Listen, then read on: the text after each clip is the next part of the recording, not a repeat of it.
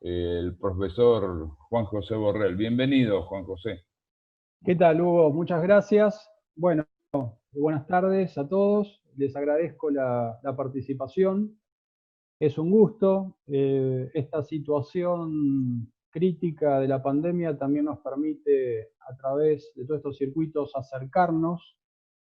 Es inusual que un viernes a esta hora estemos haciendo también actividades, así que esa es una posibilidad que se da en este contexto.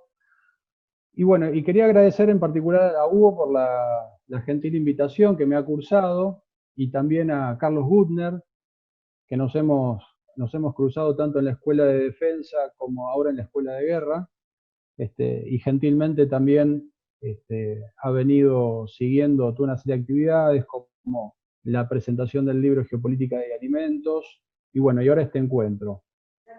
Hay varios amigos y colegas Mira, yo no puedo usar la televisión y estoy usando el teléfono, así que no sé si me llama. Sí, si se llama sale en la pantalla.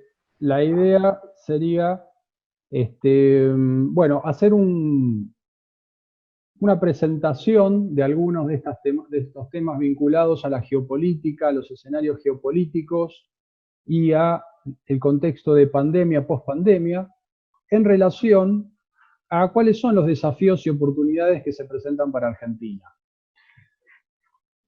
A modo de introducción, lo que primero deberíamos aclarar es qué queremos decir con geopolítica y a qué nos referimos con post-pandemia.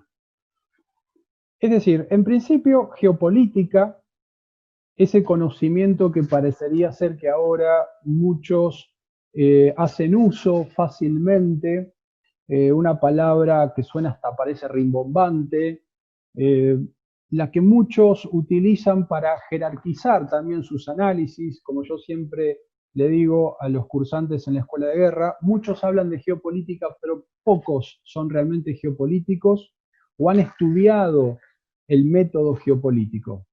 Entonces hay muchos internacionalistas, economistas, geógrafos, periodistas que hablan de geopolítica, pero en realidad no están haciendo geopolítica. La clave es que la geopolítica nace puramente ligada al Estado-Nación, ¿sí? Es decir, a los intereses nacionales.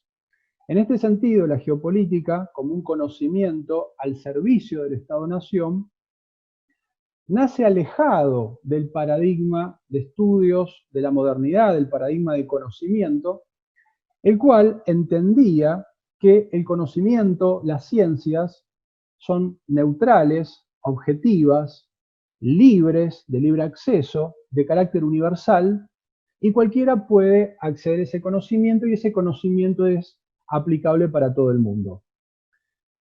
Es decir, así como, dando un ejemplo básico, en matemática 2 más 2 es igual a 4, y eso puede ser en Argentina, en España, en la Cuba de los Castros, en la China de Mao, en los Estados Unidos de Obama o en los Estados Unidos de Trump, es decir, cruza todas las fronteras, lo mismo parecería ser que todo conocimiento debe ser así. La realidad es que el conocimiento aplicado lo hace en función de ciertos intereses. Y cuando estamos refiriendo a asuntos internacionales, asuntos políticos, cuestiones sociales, de ninguna manera eso que estamos formulando es objetivo. Siempre está muy influenciado, no quiero decir determinado, pero sí muy influenciado por la posición desde donde nosotros estamos hablando, nuestra cosmovisión del mundo, las instituciones que nos respaldan. Es decir, si hacemos una suerte de geolocalización de la geografía, nosotros tenemos que entender que el conocimiento no va flotando por el éter y de alguna forma cualquiera se apropia, y nosotros podemos ver los asuntos geopolíticos como si estuviésemos hablando desde Londres o desde Washington, ¿sí? Eso es uno de los grandes problemas que tienen muchos colegas académicos que parecería que están hablando desde Harvard, y ellos ven el mundo de una torre de marfil en el cual el mundo es libre, igual y fraterno para todos, ¿sí? Entonces el conocimiento circula universalmente. Ese es uno de los grandes paradigmas de la modernidad que también llega a la universidad, ¿sí? La universidad se posiciona como esa suerte de institución autónoma que está desligada, flotando en el aire, que no tiene ninguna relación, pareciera ser, con la sociedad que la sostiene, y que, digamos, puede leer libros neutralmente que se producen en Estados Unidos, en Inglaterra o en Rusia, y al mismo tiempo cree que cualquier producción realizada en un país periférico puede ser igualmente valorado en estos países denominados centrales, lo cual no es cierto. ¿Sí? Existe una gran brecha cultural, una gran brecha geocultural, que está determinada por estas configuraciones geopolíticas. Entonces, en este sentido, cuando hablamos de geopolítica, tenemos que entender que lo vamos a hacer desde una posición, tratando de poner los pies en la tierra, nacional, y desde la periferia, desde el cono sur, mirando hacia el mundo. Entonces, esto a título introductorio. Respecto a qué hablamos cuando hablamos de geopolítica. Por eso, cuando vinculamos nuestro conocimiento, por supuesto que lo tenemos que hacer pensando en nuestra realidad inmediata. De aquí que la geopolítica es tributaria de la estrategia. Y la estrategia es el instrumento, es la planificación que sirve a la alta política de un país, que está en función de sus intereses nacionales. Es decir, la geopolítica, por eso mismo, no está en un espacio, decíamos, etéreo, que no cumple ninguna función. Debería cumplir esa misma función. Entonces, nuestro orden de prioridades va a estar determinado precisamente por esa proyección desde un centro, de un núcleo de poder, hacia lo externo, ¿sí? Como una fuerza que tiende a proyectarse a través de sus distintos factores. Factores económicos, factor militar, factor diplomático, factor tecnológico, factor demográfico. Es decir, a partir de la irradiación de esos factores, se fija, digamos, una estrategia, la cual, ¿para qué nos sirve la geopolítica? Para entender dónde estamos parados, para saber quiénes somos, para saber quiénes son nuestros amigos, para saber quiénes son nuestros rivales, ¿sí? Es decir, nos sitúa nuestra posición en el tablero internacional. Eso es clave y esa es la función de la geopolítica. Ahora, respecto al otro concepto, cuando hablamos de pospandemia, bueno, valga hacer una aclaración. Nadie hace futurología. Entonces, si bien el título de este encuentro se llama Escenarios Geopolíticos Pospandemia, yo no soy ningún gurú, no les voy a vender ningún escenario futuro del cual tengamos certeza. Más aún cuando esta es una situación dinámica en la cual no podemos definir todavía ese momento post. Es decir, ¿cuándo vamos a dejar de estar en una situación de pandemia, entre comillas, ¿no? Yo recuerdo algunos meses atrás, más precisamente mediados de marzo, cuando nuestro presidente, acompañado por todo el arco político, resuelve las medidas de restricción de movilidad y de aislamiento frente a esta situación de pandemia. En un principio no se podía definir, o por lo menos no se podía decir públicamente, cuándo iba a tener final esta situación y estas medidas de restricción. Incluso nuestro ministro de Salud había dicho que era probable que la pandemia no llegue a Argentina. Es decir, se barajaba oficialmente una situación de que nosotros, aprovechando la situación de confín que tenemos, podíamos llegar hasta mitigar la posibilidad de que eso que estaba circulando en el hemisferio norte no nos afecte, no entre, no permee nuestras fronteras.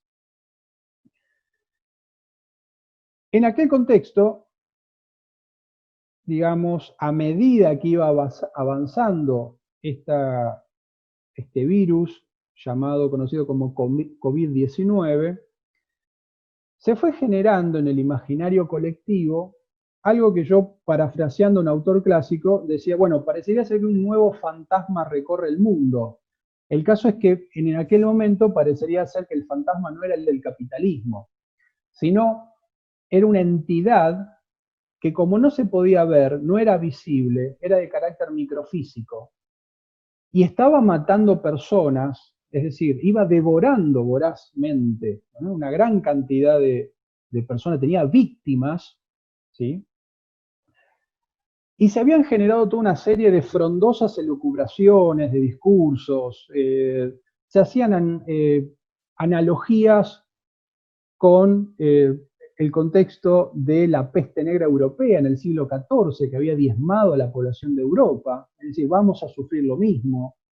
Se generaron interrogantes sobre cuál era el origen de este virus. Es un virus producto de una zoonosis natural, es decir, de una enfermedad que pasó de los animales al hombre de forma accidental. Todos hablábamos y veíamos esas imágenes del mercado de Wuhan, los chinos con su dieta ingiriendo animales que estaban vivos, es decir, bueno, esto no será un factor zoonótico que nos está generando y causado por la globalización, es decir, la interconexión, los medios masivos de transporte, la velocidad, en menos de 24 horas cruzó toda Eurasia hasta Europa y, digamos, hizo nuevo epicentro en las grandes urbes europeas, Londres, Milán, Madrid, luego Nueva York, luego Río de Janeiro, San Pablo, bueno, o fue, digamos, un agente biológico creado en un laboratorio exprofeso, el cual lo soltaron precisamente para vulnerar a la población mundial. Entonces esto generó toda una serie, en cascada, toda una serie también de discursos, de lucubraciones, sobre la cual, bueno, parecería ser que en un principio se había escapado accidentalmente de un laboratorio que estaría en Wuhan. Otros afirmaban, en realidad este agente biológico lo habían plantado deportistas norteamericanos que habían estado en Juegos Olímpicos en China para vulnerar a China. Otros decían, otra versión eran, no, en realidad es un juego de cartas que hacen los chinos para vulnerar a Occidente para pasar ahora a una conquista. Es decir, toda una serie de figuraciones que se habían hecho que terminaron generando esta suerte de fantasma, de gran cuco, ¿no? Es decir, lo que avanzó no solo es la pandemia, no solo es un virus, sino que al ser algo nuevo, algo desconocido, también alimentó el temor, alimentó el miedo. Es decir, ¿será este un golpe de Estado a nivel mundial? ¿Hay una élite eugenésica que está buscando, que generó esto precisamente para eliminar a gran parte de la población mundial? ¿Son los grandes gurús de las finanzas que lo que están haciendo es retirar, entre comillas, tempranamente a los mayores de 60 porque son población no utilizable, porque son material descartable? Es decir, es esa ética racionalista y utilitarista la que está primando. Bueno, en toda esta serie de interrogantes le habían dado entidad a este cuco, ¿sí? Entonces, en principio, la pregunta es, bueno, ¿cuándo termina esta pandemia? ¿Cuándo podemos empezar a hablar de una post-pandemia? La cuestión es que, como indican muchos virólogos, médicos especializados en epidemiología, consideran que el siglo en el que estamos va a ser el siglo de las pandemias. Es decir, un ciclo que comenzó en el 2002, se volvió a replicar el 2003, 2009, recuerden ustedes la epidemia del SARS, del MERS, es decir, toda una secuencia de que cada determinada cantidad de años, un quinquenio, un decenio, vuelve a haber un brote de características pandémicas. Entonces el gran interrogante es, ¿de qué manera nosotros nos vamos a preparar frente a un escenario de muy largo plazo en el cual recurrentemente, cada 5 años, 10 años, estos virus que eran desconocidos, que ahora podrían volverse endémicos y ante un nuevo brote mutar, ¿sí? Y volver a tener este grado de virulencia y de cantidad de víctimas? Ese es uno de los grandes interrogantes. Otra de las cuestiones es que precisamente una de las medidas, que es una medida que se retrotrae a la llamada Edad Media, es la del encierro, es la de la cuarentena, que ya dejó de ser cuarentena, ya sería como una centena, es decir, esta cuestión de extender ad eternum las medidas de restricción para ralentizar supuestamente esta curva de contagios, ¿sí? Es decir, si nosotros somos cerca de 45 millones de habitantes y tenemos a números de hoy más de 27.000 contagiados, ¿eh? Hay dos situaciones. O la ausencia de testeos masivos podría significar que hay un número significativamente mayor de infectados asintomáticos, o que realmente esta circulación comunitaria del COVID va a tener tiempos que se van a dar en años para que llegue a los 45 millones de personas. Lo mismo en los Estados Unidos, que pasó a ser el principal epicentro donde se estaban dando esta cantidad de víctimas, donde, a mi entender, y esto es como una nota a pie de página, contribuyó también a los hechos de violencia de semanas anteriores. Es decir, la pandemia, por lo pronto, lo que ha venido a significar, o lo que ha generado, es un corrimiento, como una suerte de un velo que corrió y dejó al desnudo la forma en que nos organizamos, nuestra sociedad, las instituciones, la infraestructura, ¿sí? Es decir, corrió un velo y nos reveló el estado de la situación que tenemos, el estado de nuestro sistema de salud, el estado de nuestros sistemas de transporte, la realidad de quiénes son las instituciones que se han puesto al hombro las medidas de contención, la realidad de que si tenemos espalda o no económica para hacer frente a una situación de crisis económica que viene a agudizar la pandemia. ¿Sí? La crisis económica no empieza con la pandemia, es anterior. Entonces, bueno, estas son gran parte de las variables que estarían jugando. Entonces, lo que no podemos hacer, o lo que no podemos incurrir, es darle sustancia a un escenario post-pandemia cuando no tenemos todavía conocimiento de cuándo va a ser ese momento. ¿Sí? Es decir, eso sería futurología, será hacer una suerte de vaticinio futuro totalmente infundado. Ahora, ¿qué es lo que sí podemos hacer? Podemos analizar cuáles son las tendencias geopolíticas pesadas, como dice la Escuela Geopolítica Francesa, las tendances lourdes, esas tendencias estructurales perfecto. Está mi mujer abajo esperándolo. Que se están dando a nivel mundial, y en base a eso, en todo caso, poder planificar algún tipo de políticas. Es decir, esta situación de crisis tenemos que entenderla también como una situación de oportunidades. Entonces, ¿cómo se está dando esta configuración? Lo que hizo la pandemia, en realidad, decía, al poner al desnudo la realidad internacional, la realidad social, significó, por ejemplo, este intercambio verbal entre lo que es la superpotencia de la esfera marítima, los Estados Unidos, frente a esta superpotencia emergente que es China.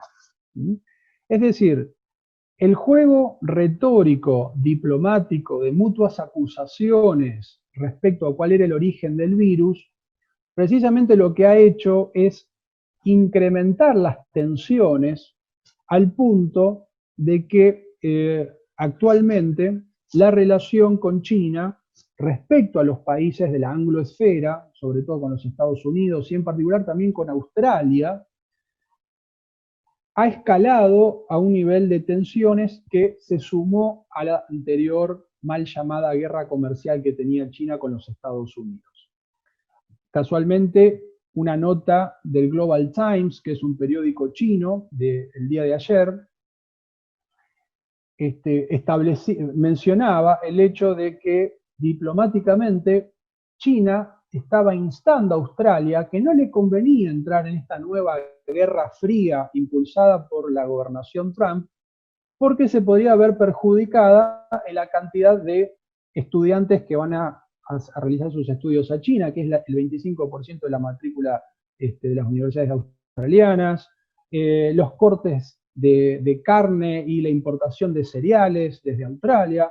Es decir, la cuestión del castigo frente a la posibilidad de que Australia siga en esta retórica de investigar los orígenes del COVID-19 en Wuhan por una mala gestión china.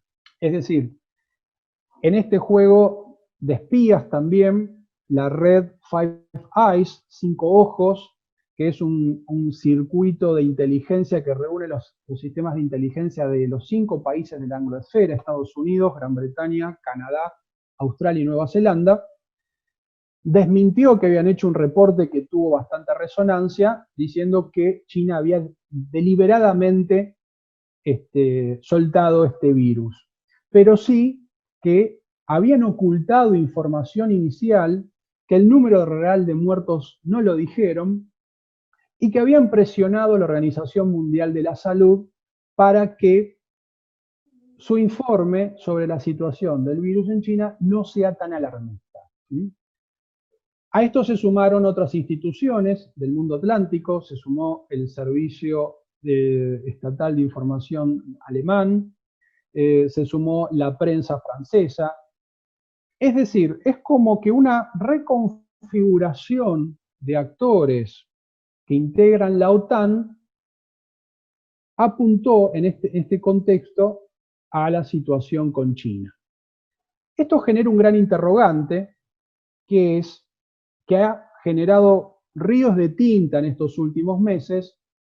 Así, Estados Unidos no está en un proceso definitivo de debacle hegemónica, y que puede llegar a ser reemplazado por China, ¿sí? Es decir, que China estaría próximo a establecer un nuevo orden mundial respaldado por una suerte de élite financiera que habría mudado su centro, su epicentro de Londres y Nueva York hacia Shanghái, hacia Hong Kong, donde Estados Unidos va a seguir siendo una potencia, pero una potencia más, y que ya no sería la potencia rectora del fin de la Guerra Fría del año 90-91, cuando se consideraba la única superpotencia. Recuerden que se hablaba de ese momento unipolar, es decir, que había un único polo en el sistema internacional que tenía la supremacía militar, la supremacía del dólar, la supremacía del sistema financiero, la supremacía de Hollywood. Es decir, era la gran maquinaria hegemónica del mundo atlántico. Entonces, bueno, este es uno de los grandes interrogantes. ¿Por qué? ¿Por qué es un interrogante y por qué nosotros tenemos que estar atentos a esto?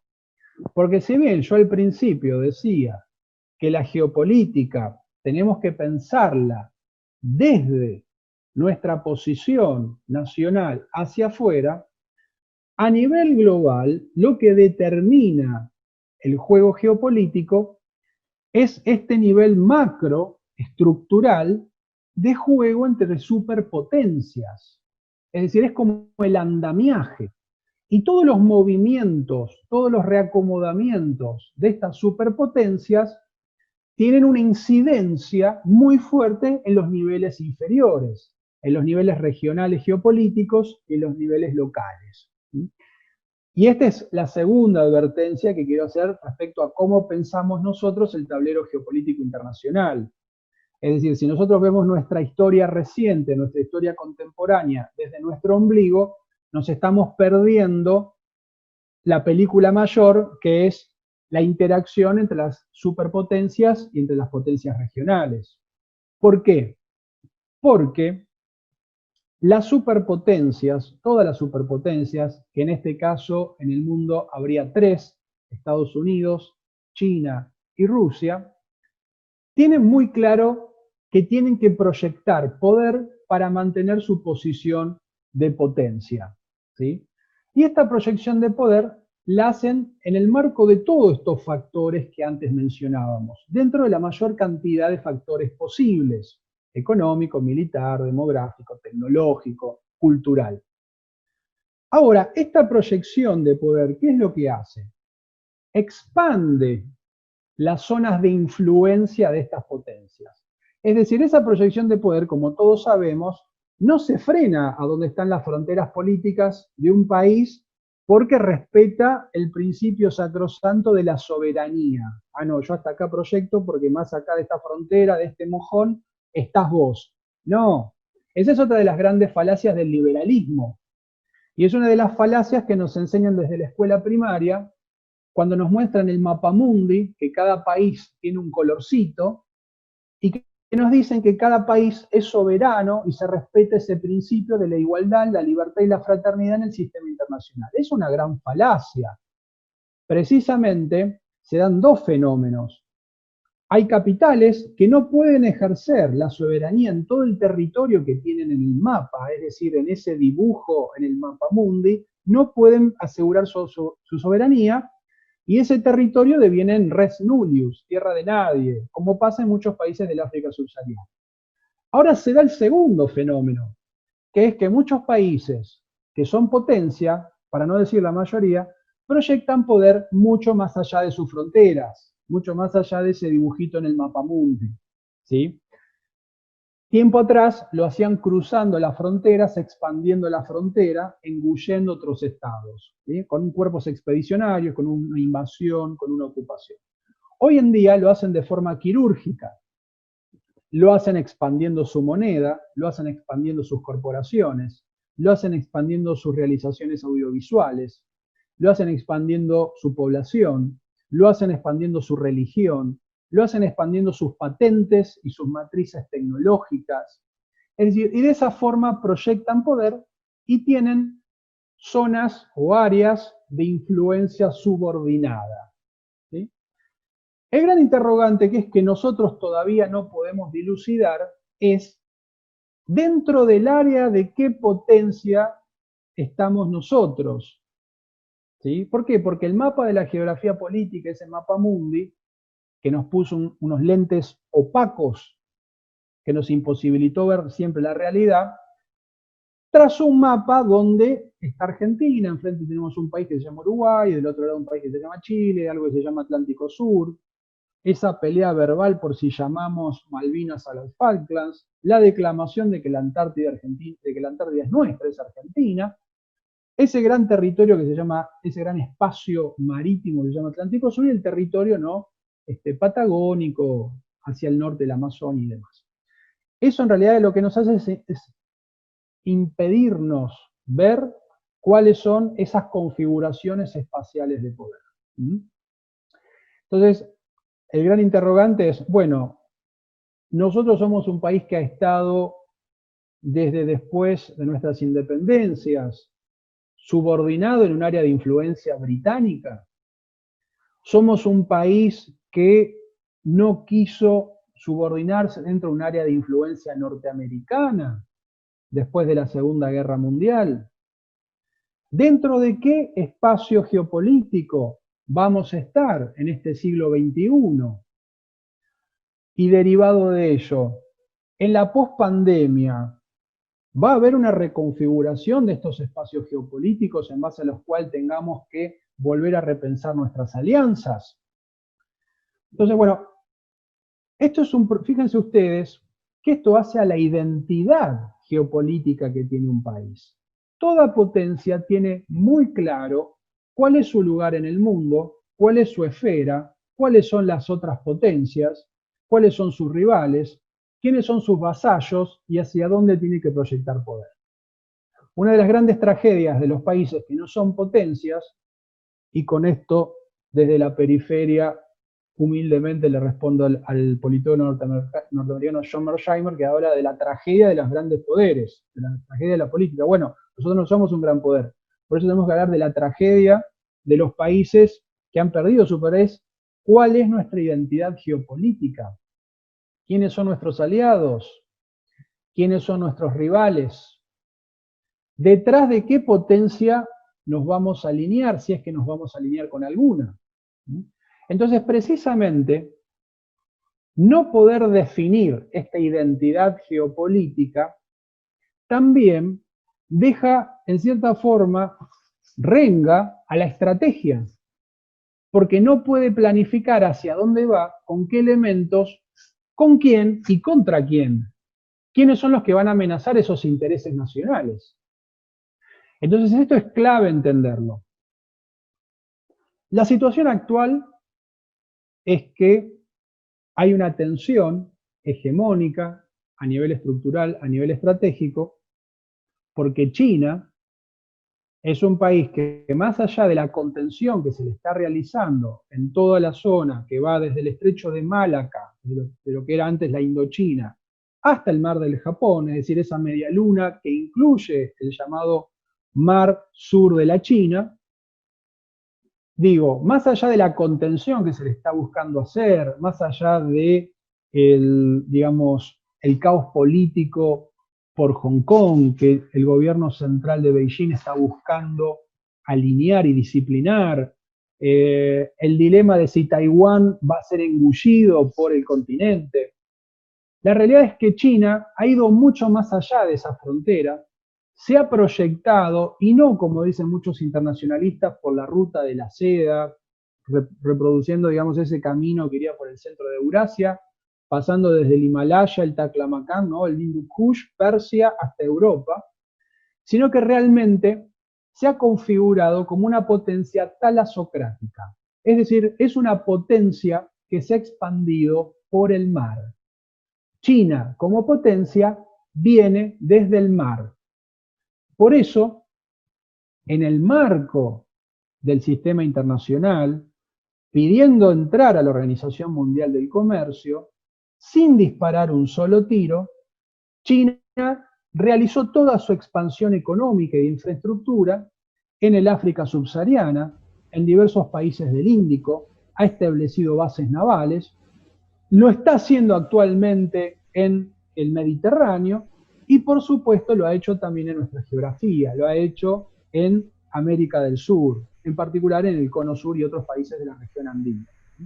Recuerden ustedes cuando hace algunos años atrás China con el gobierno de Nicaragua había propuesto la apertura de un segundo canal, emulando el canal de Panamá, que está a unos kilómetros más abajo, controlado por las potencias de la OTAN, en particular por Estados Unidos, y que había precisamente cerrado el Caribe y convertido el Caribe en un lago norteamericano, hace más de un siglo atrás, cerrando ese espacio geopolítico. Bueno, el hecho de proyectar poder de China y proponer ayuda para el desarrollo, la integración y demás ideales fraternos, abriendo un nuevo canal por Nicaragua que pasaría a controlar y resguardar China, ¿qué significaba? Significaba mover una pieza muy cercana a los Estados Unidos. Es decir, era como un llamado de atención, como diciendo, mire, nosotros podemos llegar hasta su propio patio trasero.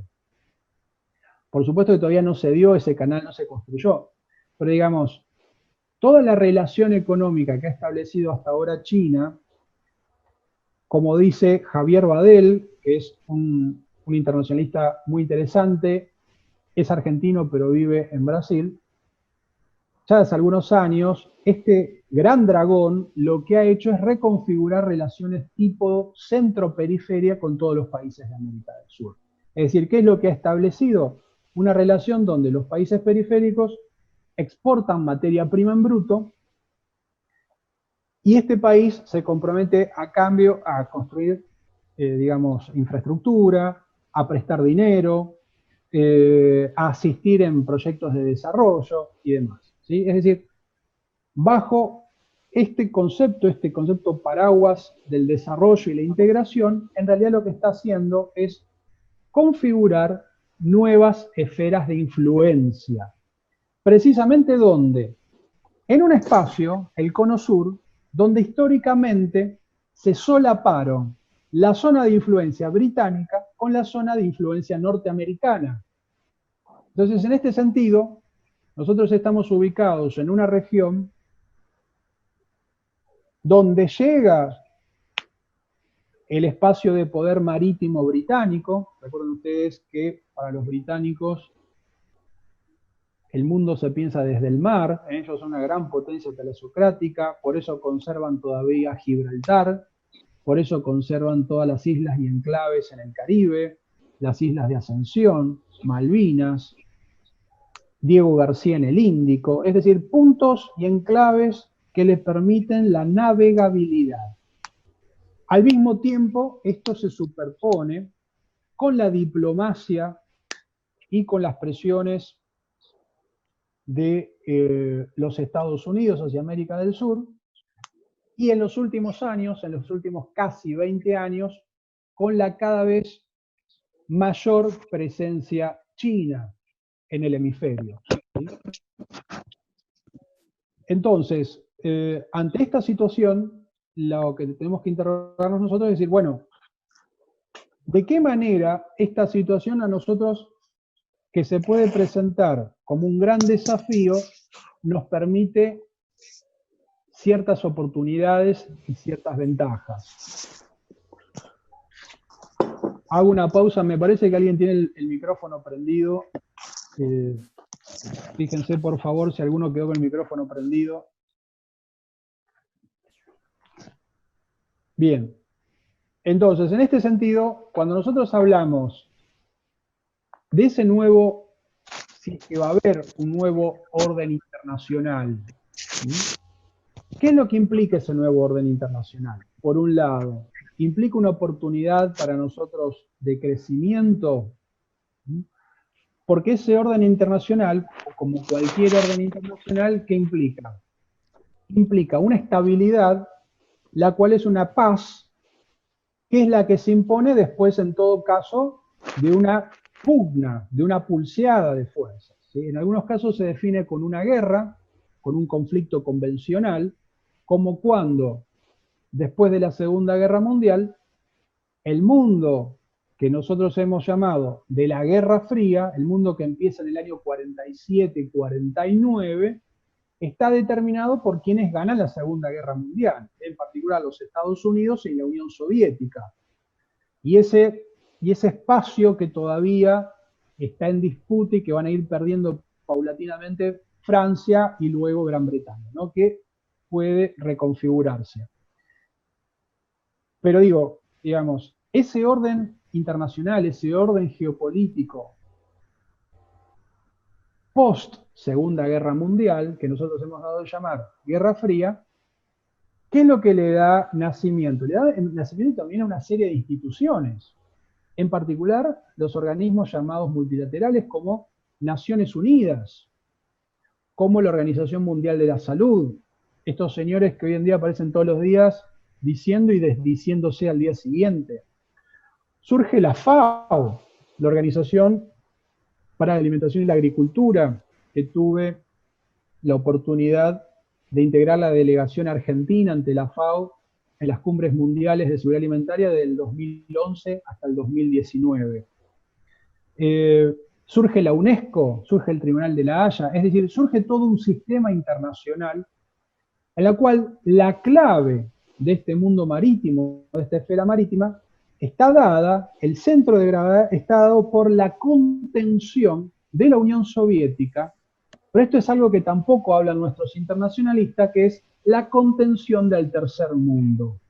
Claro, si nosotros decimos que no somos el tercer mundo, parecería ser que nos quitamos de arriba ese San Benito de haber sido objeto de la contención.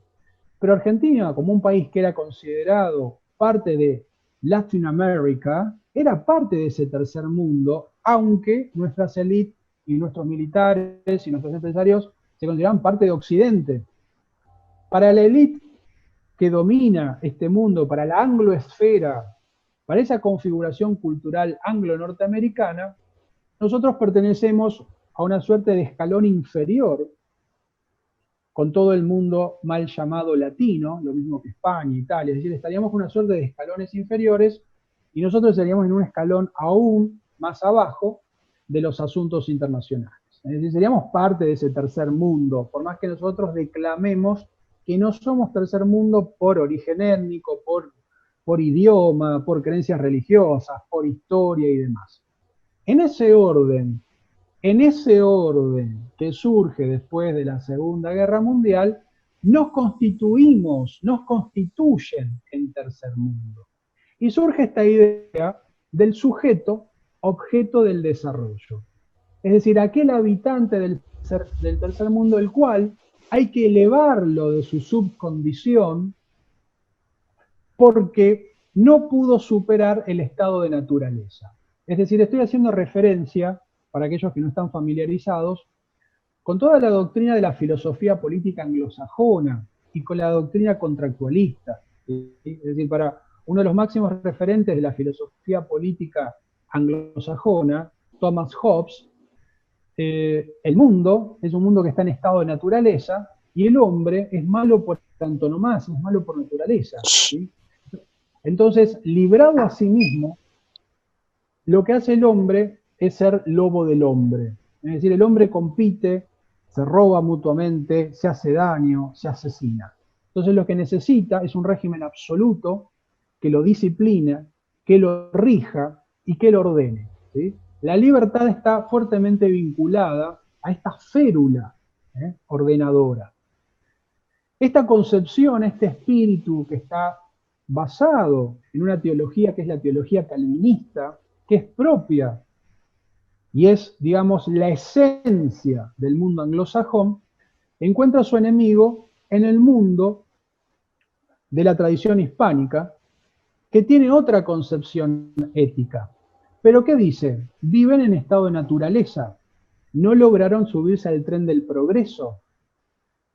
Viven, son pobres. ¿Son pobres por qué son pobres? Porque viven en el tercer mundo. Como viven en el tercer mundo, son pobres, entonces son subdesarrollados. Es decir, una tautología. Si A es igual a B, entonces B es igual a A. Es imposible salir de esa subcondición en la cual uno es considerado. ¿De dónde venís? De Argentina, de Chile, de Uruguay. South America.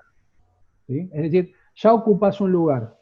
Y sos pobre precisamente y subdesarrollado por esta idea determinista, la cual es uno de los principios de la concepción y del espíritu anglosajón, que es el determinismo, que se retrotrae hasta la teología de Lutero y de Calvino, la doctrina de la predestinación, y se va resignificando en los distintos referentes estos intelectuales anglosajones como Thomas Malthus, Thomas Hobbes, Charles Darwin, Herbert Spencer, Francis Galton, Huxley, es decir, todos los grandes llamados próceres de la academia anglosajona han reproducido este principio. Y esta sustancia, esta esencia, es la que, digamos, se introyecta en las instituciones de la Guerra Fría. ¿Sí? Es decir, cuando las Naciones Unidas y las agencias para el desarrollo internacional escuchando una charla establecen la ayuda para el desarrollo como una suerte de receta, de ortopedia, para enderezar a esta suerte de caídos de la naturaleza que viven en el tercer mundo, lo que está haciendo precisamente es volver a reeditar todo ese bagaje filosófico, cultural, de toda esa tradición que tiene más de 500 años. Es decir, y ellos tienen muy presente esta concepción. El problema lo tenemos nosotros, que en nuestros centros universitarios estudiamos Hobbes, Locke, como si fuesen la verdad revelada, como si fuesen el Evangelio. ¿Sí? Y renegamos de nuestro pasado, de nuestra identidad histórica. Entonces, esta idea de acercar el desarrollo, que están las instituciones que decía configuran la Guerra Fría, que buscan elevar al sujeto objeto de este desarrollo que vive en el tercer mundo, el subdesarrollado, le busca llevar la receta de la integración. Pero ¿cuál es la clave precisamente de esta receta? Esta receta no incluye el crecimiento. El desarrollo no es sinónimo de crecimiento. Es una suerte de jibarización del sujeto del tercer mundo. Porque el crecimiento, ¿qué implica? El crecimiento explica que usted no solo explote sus recursos, sino que los transforme, que los industrialice, que capacite mano de obra, que produzca matrices, que realice patentes, que abra mercados, que establezca condiciones, que consuma energía, que su población se capitalice, que mayor cantidad de población pasa a ser suerte de esa clase media y cada vez en cantidad y en calidad. Es decir, el mismo proceso que vienen realizando los chinos, que vienen realizando ciertos sectores en la India, en Rusia, en Brasil, en México. Es decir, un grupo poblacional que se ha capitalizado y forma parte de un país que busca proyectar poder. Estas llamadas potencias emergentes de primer y segundo orden, ¿sí? Ninguno adoptó los principios del desarrollo, ni la agenda del desarrollo sostenible de Naciones Unidas. Porque esa agenda del desarrollo te dice que vos tenés que dejar de usar hidrocarburos, porque contaminás y contribuís al fenómeno del cambio climático. Te dice que tenés que volver a la tracción a sangre, a la energía eólica, a la energía solar. Te dice que no tenés que industrializarte y cerrar tus fábricas porque contribuís también a la contaminación. Te dice que tenés que reducir tu natalidad, porque si creces en cantidad, también sos una amenaza para el ambiente, ¿sí? Es la doctrina neomalthusiana, precisamente.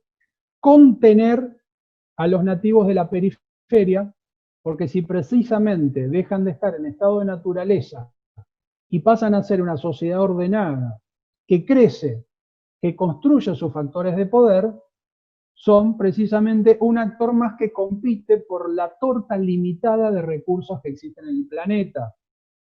Es decir, hay menos recursos, hay otro actor más que disputa los recursos escasos que puede haber en ese planeta.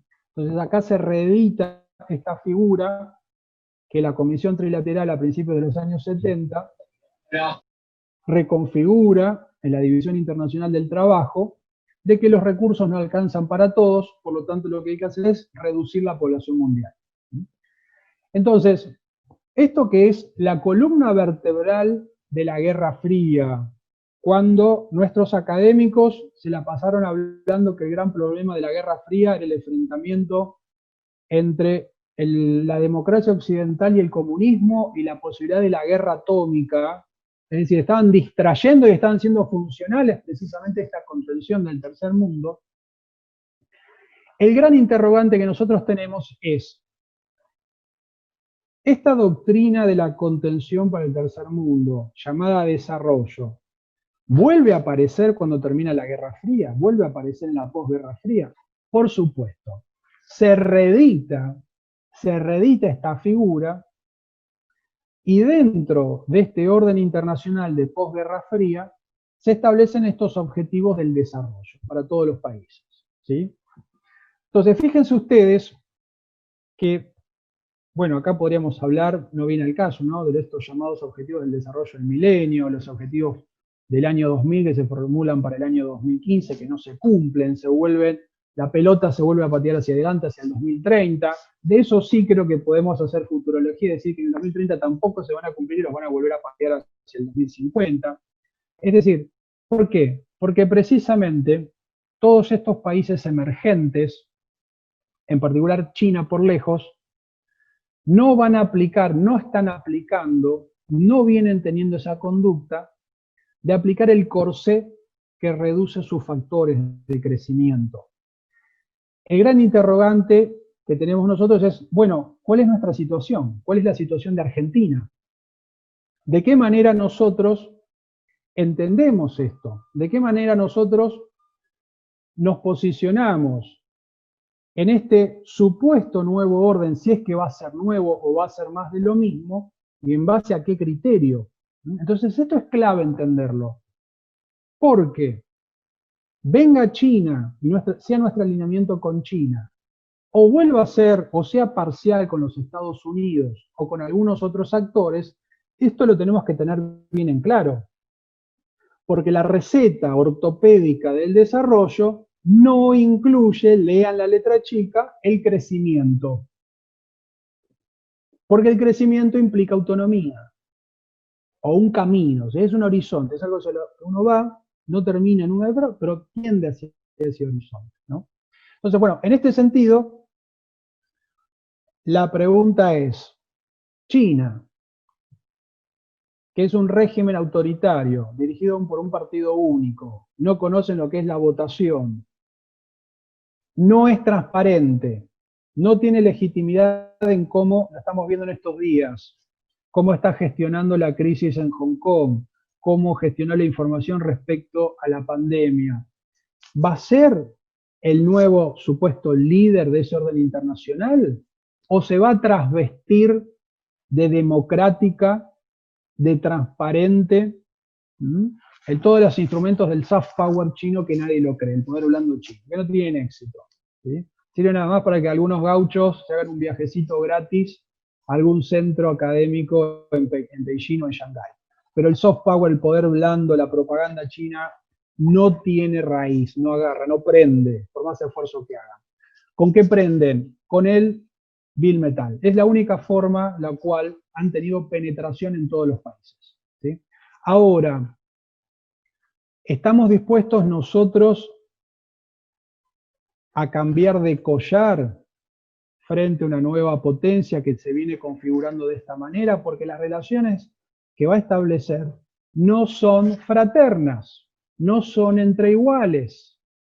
No reproduzcamos el paradigma del pensamiento liberal frente a una nueva potencia, porque precisamente jamás una potencia trata a los nativos de la periferia como iguales. Los trata precisamente como alguien que está en una subcondición, sea su gobernante, sean sus empresarios.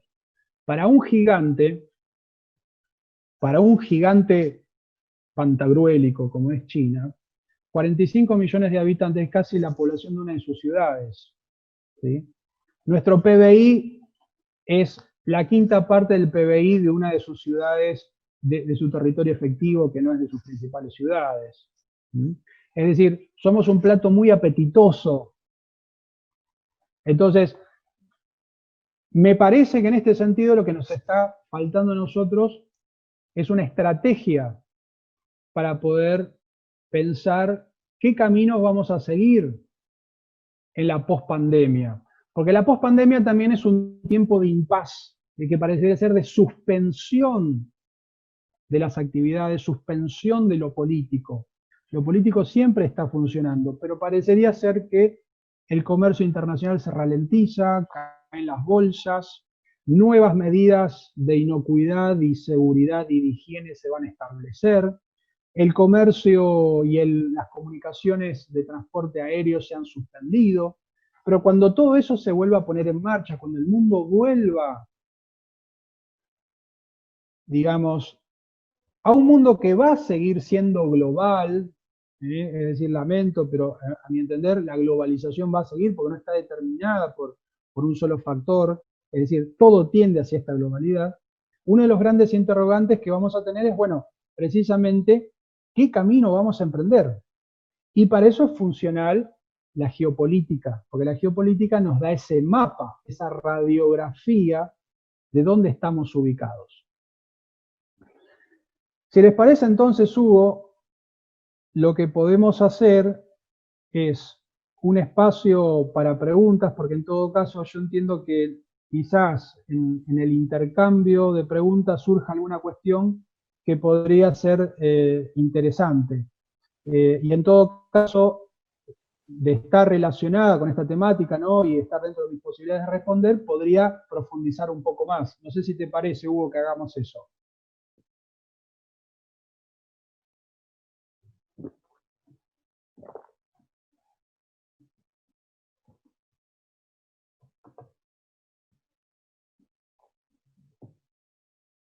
Bueno, acá formulo una pregunta. Hay varias preguntas en el chat. ¿Qué papel va a jugar India de acá en más? ¿Quiénes dicen y en base a qué que el mundo seguirá de pandemia en pandemia?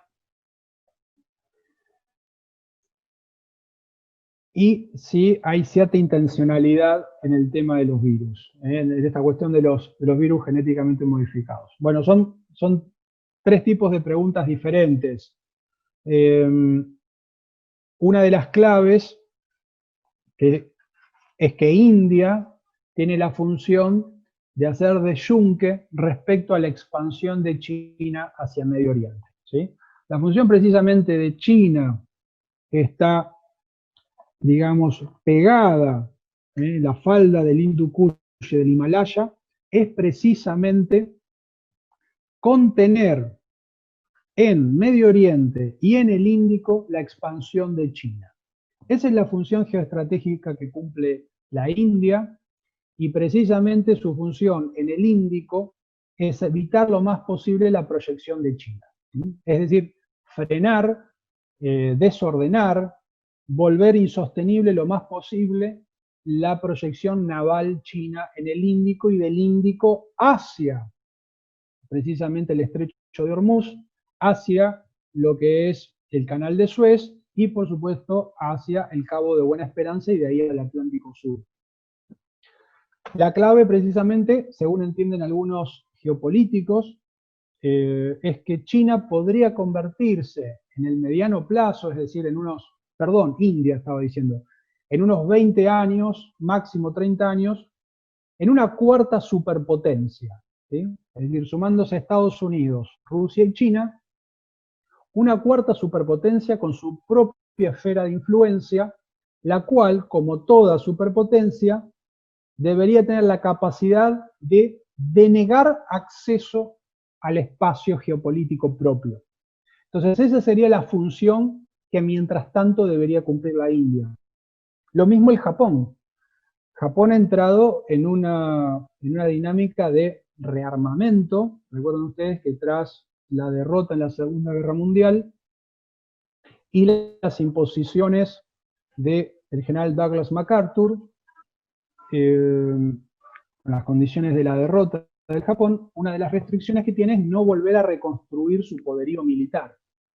Precisamente ante la expansión reciente de China, se ha en cierta forma flexibilizado estas restricciones y Japón está en un proceso de rearme. Es decir, lo que estamos viendo es que un nuevo actor de este mundo marítimo podría tener esta función. Entonces, esta sería parte del juego, del minué de actores que se va a dar en los próximos años, ¿sí? A nuestro entender, nosotros tenemos orilla con ese mundo marítimo.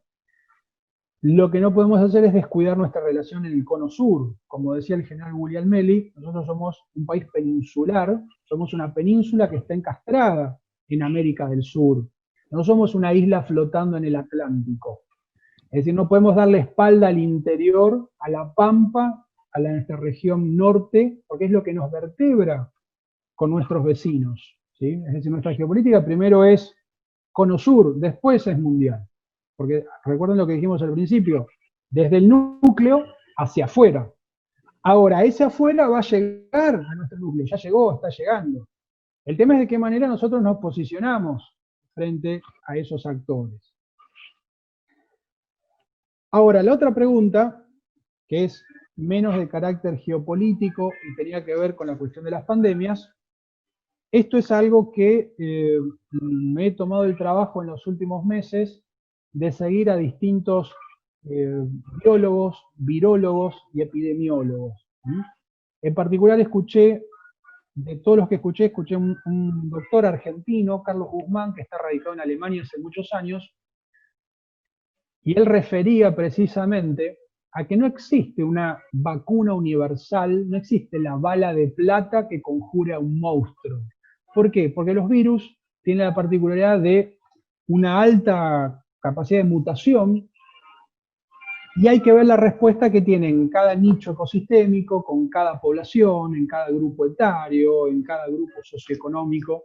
Entonces, se puede dar una dinámica muy cambiante, más aún cuando hablamos de todo el planeta y en un largo plazo de años. Y lo que precisamente decía este especialista es que una vacuna tarda mínimo de 2 a 3 años en hacerse.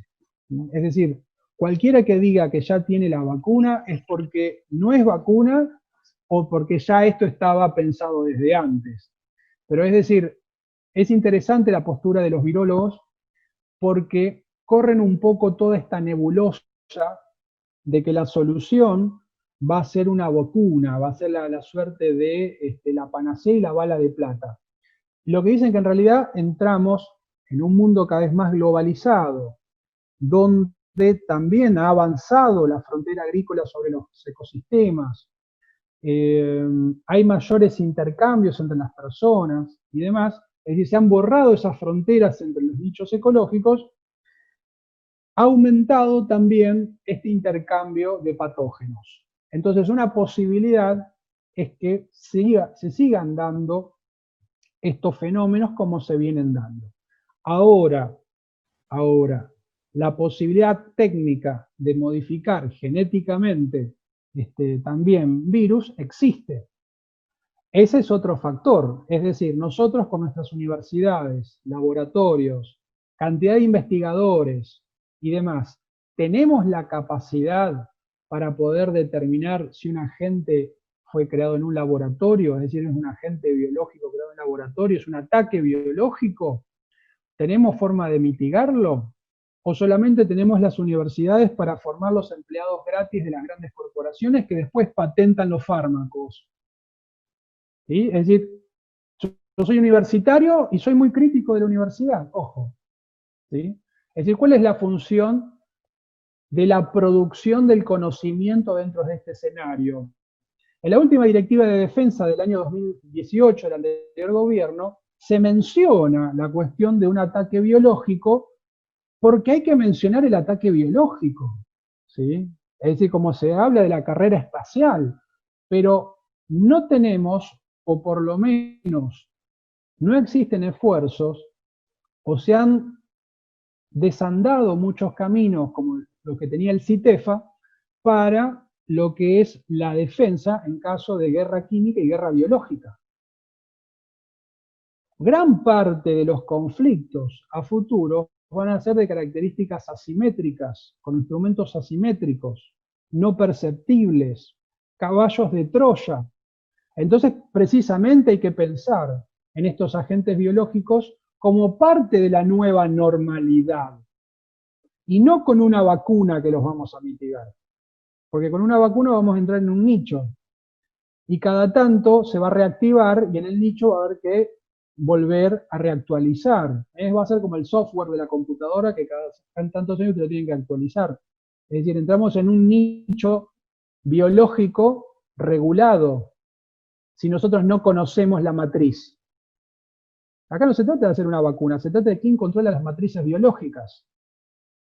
La carrera hoy en día es por las matrices y las patentes. Es decir, todos nos estamos comunicando gracias a unos señores que crearon estos sistemas de software, en el cual nosotros accedemos, somos consumidores, pero no manejamos ni el producto ni la patente. Entonces eso es clave. ¿Estamos apuntando a nuestras universidades a estas cuestiones? Entonces, eso para pensarlo, es clave en el inmediato, es para ayer, la necesidad de pensar en los agentes biológicos como un riesgo y como una amenaza.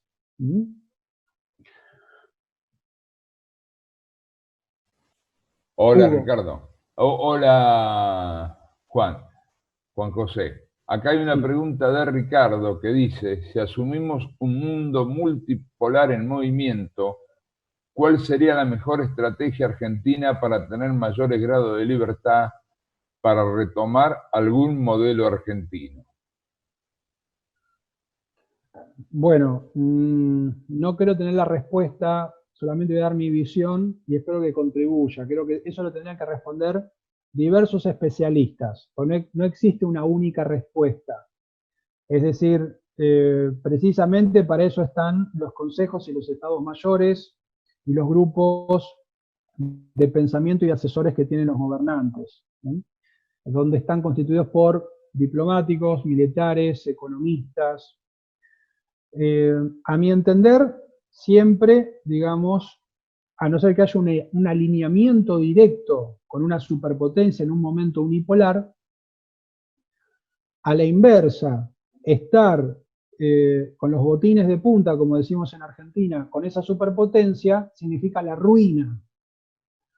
En un contexto multipolar, podríamos suponer que existiría un mayor margen de libertad para poder pivotear entre distintas posibilidades.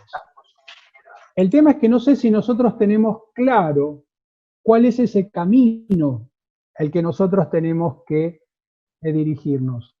Si ese camino va a estar determinado por una coyuntura meramente económica, es decir, de poder colocar nuestra producción agrícola, que es más del 80% de nuestras exportaciones, bueno, con eso no construimos un país. Y con toda la contribución que hace la agroindustria a la economía del país, pero con eso solo no alcanza.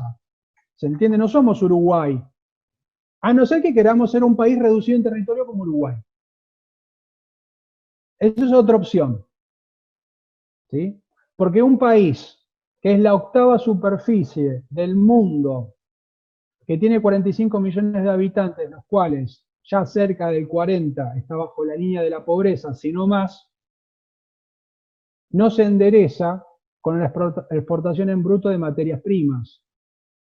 ¿Sí? Porque no alcanza eso.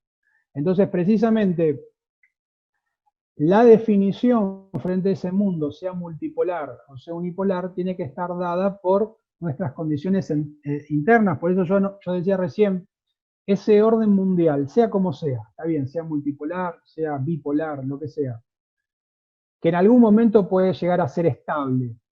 ¿Sí? ¿El factor de inestabilidad a nosotros nos viene desde afuera o es un fenómeno doméstico la inestabilidad? ¿Sí? La volatilidad de nuestra política, ¿está en nuestros genes o está dado porque, siempre vamos acá en la teoría conspirativa de que porque los ingleses, porque los Estados Unidos, porque ahora China, porque Rusia, porque Venezuela?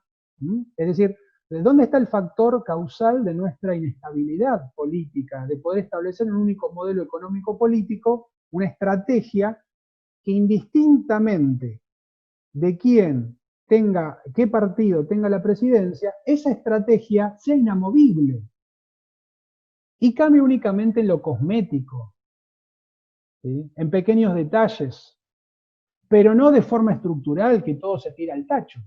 Entonces, la gran definición a mí me parece que tenemos que darle internamente, más allá de esa configuración internacional.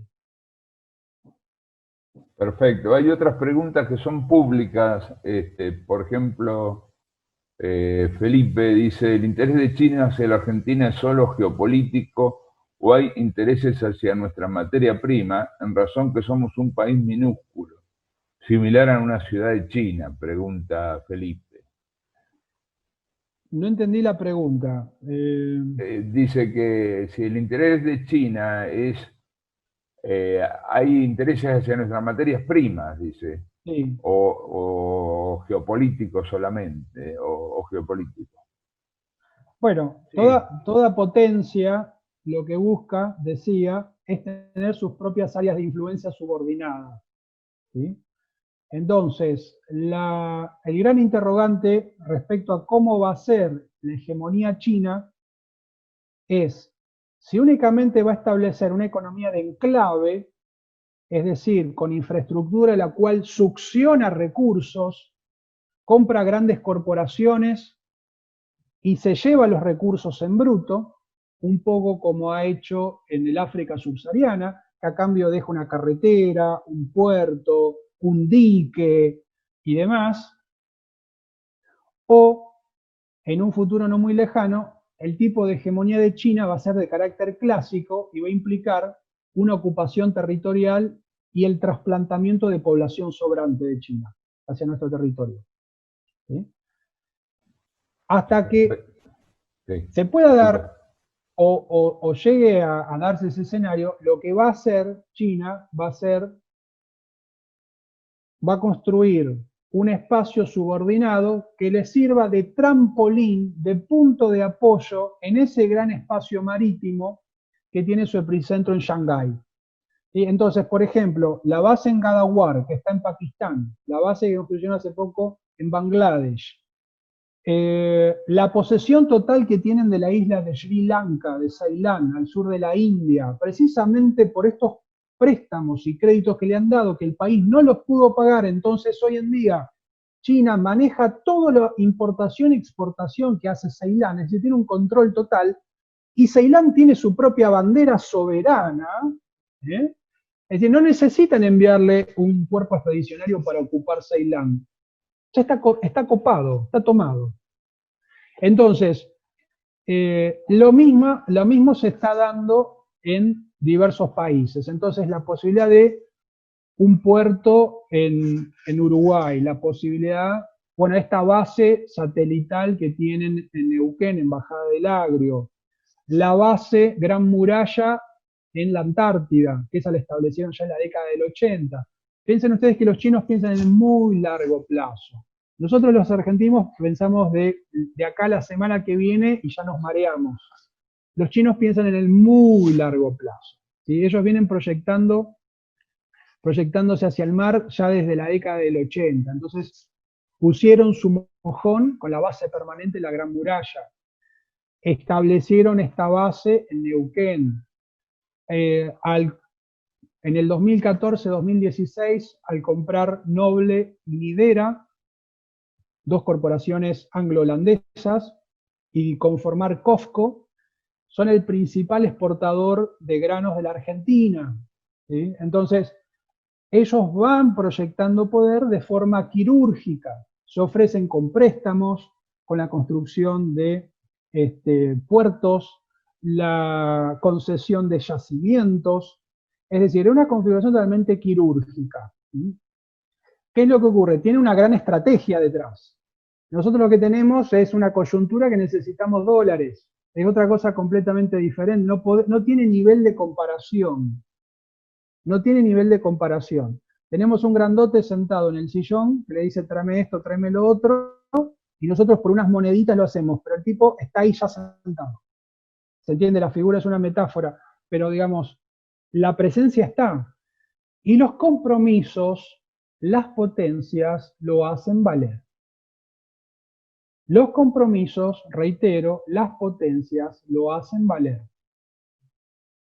¿Sí? Esto es clave.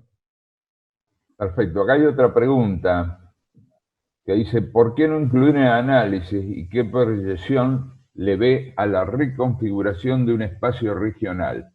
Esto es el reposicionamiento del Mercosur junto a una apertura al Pacífico junto con Chile, superando las limitaciones políticas actuales. Y otra que tal vez esté ligada, de Carlos Brunner, que dice, me gustaría que explique por qué es importante en términos geopolíticos que hagamos referencia al Cono Sur en vez de Latinoamérica o Sudamérica. Y hay más. Bueno, para ser muy sintético, yo tengo que reconocer, soy un poco escéptico de esta idea de la hermandad latinoamericana. Mi colega Marcelo Gulo, él es más optimista respecto a las posibilidades de un bloque regional. En términos geopolíticos, toda geopolítica se define de acuerdo a los intereses nacionales, siempre. En este sentido, la estrategia que tiene Brasil responde a sus intereses nacionales. La estrategia que tiene Chile responde a sus intereses nacionales. Puede haber cierta confluencia de intereses, de acuerdos, pero toda potencia regional, emergente y más, define primero su estrategia en términos nacionales. Entonces, caer en la idea de un interés regional podría estar, si está dentro de los intereses nacionales. Por ejemplo, para Brasil representa una amenaza la posibilidad de que la región de la Amazonia sea declarada Patrimonio de la Humanidad y deje de ser soberana del Brasil y de los países vecinos, ¿no? Entonces, en el marco de esa amenaza para los intereses nacionales brasileros, le es funcional un apoyo de todos los países en los cuales habría una confluencia en la cual se mantiene la soberanía sobre todos estos espacios. Amazonia, Patagonia y eventualmente, si lo logramos, Atlántico Sur. Lo que pasa es que Brasil también ambiciona el Atlántico Sur. Lo que pasa es que Chile también ambiciona el Atlántico Sur. Entonces nosotros no podemos negar porque terminaron ciertos procesos históricos la realidad estratégica. Chile tiene capacidad de proyección estratégica. Faltaría agregar, aunque usted no lo crea. Brasil, que busca constituirse en una potencia regional, tiene capacidad de proyección estratégica. ¿Sí? Ya en la década del 70, después de la guerra en Angola, por la independencia de Angola del Imperio Portugués, Brasil es el primer país que reconoce la independencia del MPLA, el gobierno marxista, apoyado por Moscú, donde tropas cubanas pelearon. Brasil lo hace con un gobierno militar. ¿Sí? No le interesaba si era marxista, leninista, capitalista, estaba pensando en el largo plazo para proyectarse hacia el África subsahariana, ya en la década del 70. Entonces, ya en la década del 70, que realizan ese acto diplomático, y hoy en día la presencia del Brasil en toda el África subsahariana es enorme. ¿Por qué? Porque entiende que para controlar y proyectar poder en el Atlántico Sur tiene que controlar la costa de enfrente. Es un principio geopolítico básico. Claro, lo que pasa es que también en ese espacio del Atlántico Sur hay uno más grandote, que es Gran Bretaña, el Reino Unido. Entonces, en este solapamiento de actores es donde nosotros tenemos que pivotear, porque el mundo cada vez se ha hecho más complejo. Éramos pocos y apareció China. Éramos pocos y apareció China. Valga la expresión de barrio. Entonces, precisamente, Uruguay habla de la hermandad latinoamericana, Uruguay habla de reunirse con Argentina y reconstituir el territorio, las provincias unidas, Artigas, la Liga Federal. ¿De qué habla la élite uruguaya? Habla de unirse. En Bolivia hablan de reconstituir el virreinato del Río de la Plata. ¿De qué hablan? ¿Sí? Es decir, bajo ningún concepto existe, más allá de alguna coyuntura particular, ese es un problema de las coyunturas. Ojo con la expresión ahora sí. Ojo con los ahora sí de la política. Ahora porque está en la presidencia Mengano, en el país vecino está fulano y en el otro país vecino está sultano, ya está, ahora sí. No, esos son procesos estructurales. Son procesos estructurales. ¿Se entiende? Es decir, se tienen que dar otros procesos de integración. Y la integración que nosotros estamos haciendo con Brasil es una integración subordinada. El Mercosur ha servido para subordinarnos al Brasil. Toda la política del Brasil en la Argentina ha sido comprar empresas, vaciarlas, para que no compitan con las propias empresas brasileras o llevárselas al Brasil. Esa ha sido la hermandad para el Brasil. Después sí, ustedes pueden ir a la playa del Brasil, mojarse, pasear. Pero la política estratégica del Brasil ha sido eso, porque entiende que la lógica es una lógica de suma cero, o soy yo o sos vos. En algunos puntos donde me viene bien a mí, vamos los dos. Pero si me viene bien a mí, es una lógica egoísta la lógica del poder, no es porque yo sea un paranoico. La lógica del poder es egoísta, ¿entiende? Entonces, y respecto a la pregunta que formula Gutner, que es muy interesante, como decía muy bien el general Guglielmelli, la geopolítica de la Cuenca del Plata es la geopolítica brasilera. Nuestra geopolítica es la geopolítica del cono sur. Nuestro norte es la reconstitución de la infraestructura en el territorio que era del virreinato del Río de la Plata. Cuando nosotros llegábamos con los ferrocarriles hasta La Paz, hasta Asunción del Paraguay. ¿Sí? Es decir, nosotros que no tenemos un sistema, decía, somos el octavo país en superficie del mundo y no tenemos ferrocarril nosotros, bueno, creo que hemos puesto en un muy tercer lugar la integración con Bolivia y Paraguay. Sin ferrocarril no hay integración, porque el ferrocarril no solo vertebra el territorio, sino que es una poderosa fuerza centrípeta.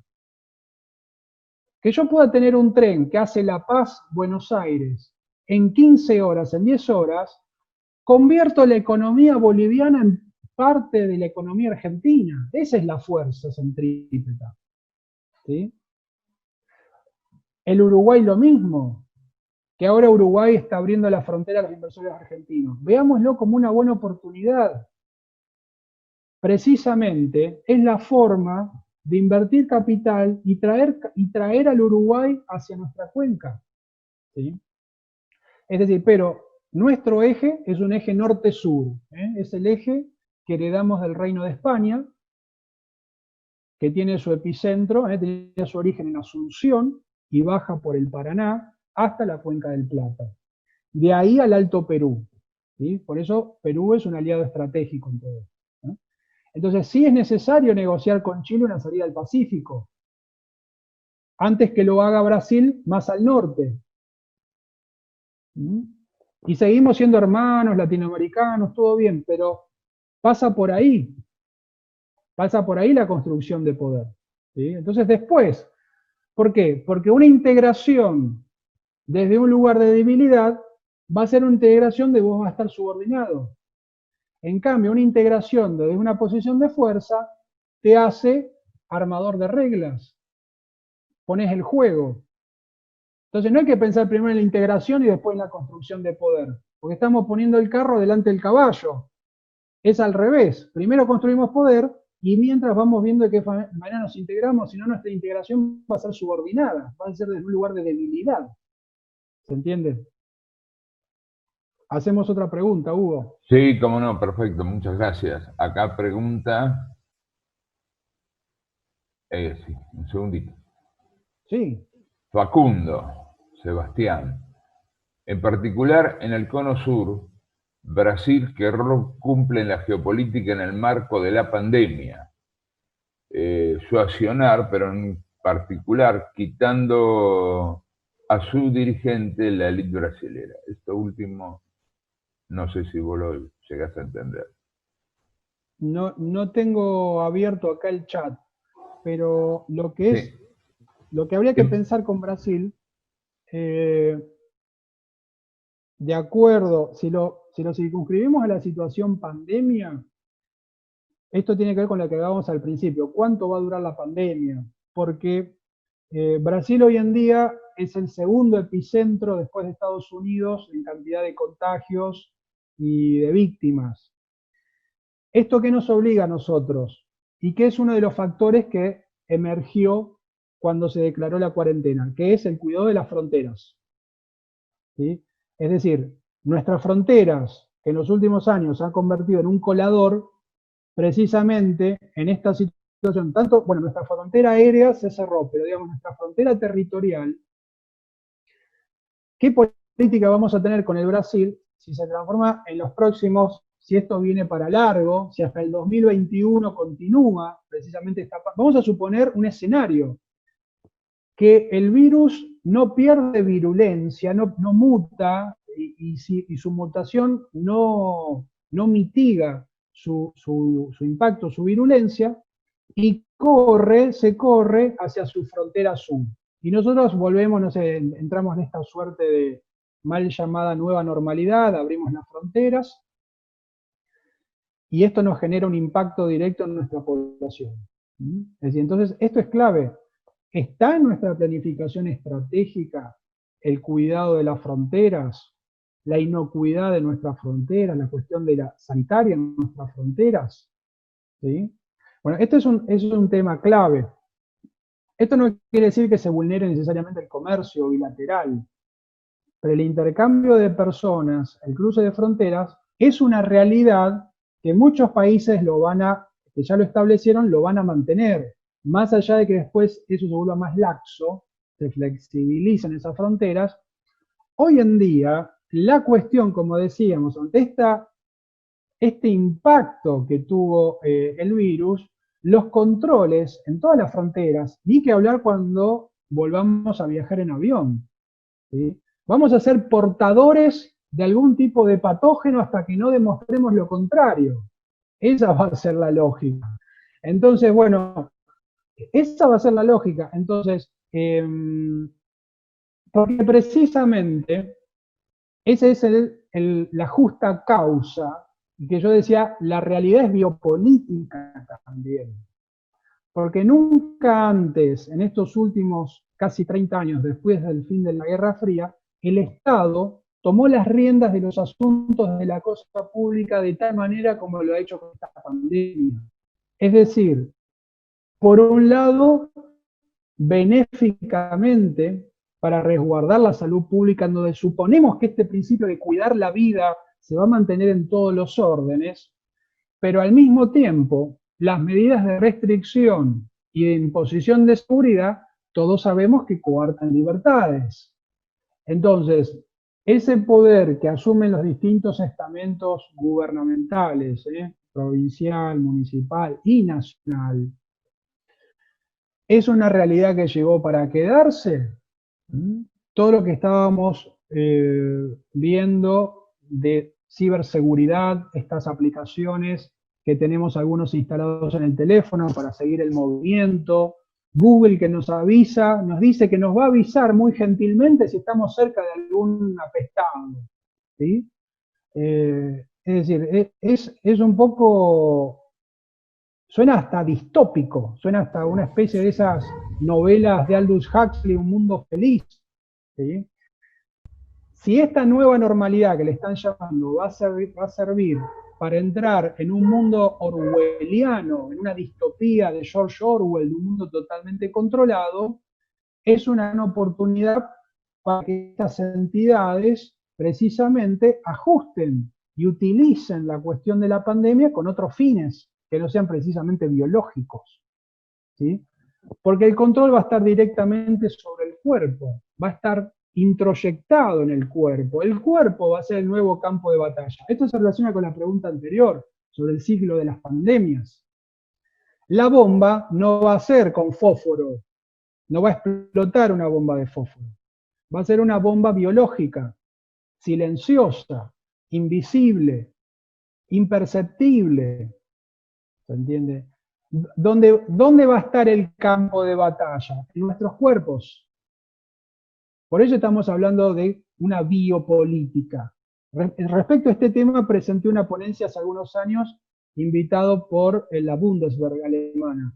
Es decir, la nueva era de esta matriz bio-nanotecnológica, lo que hace es centrar en nuestros propios cuerpos, en nuestra biología, los nuevos campos de batallas, de dirimición de fuerzas.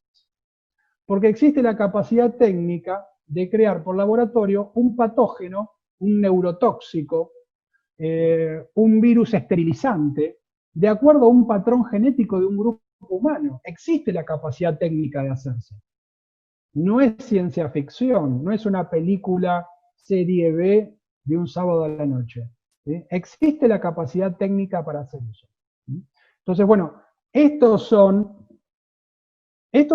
temas claves que hay que entender, que ya deberíamos haber entendido, ¿no? Pero que hay que entender en este mundo post-pandemia, porque todos los países, todas las potencias, cuando desarrollan capacidades de defensa biológica, como son tecnologías de uso dual, también desarrollan capacidades de ataque.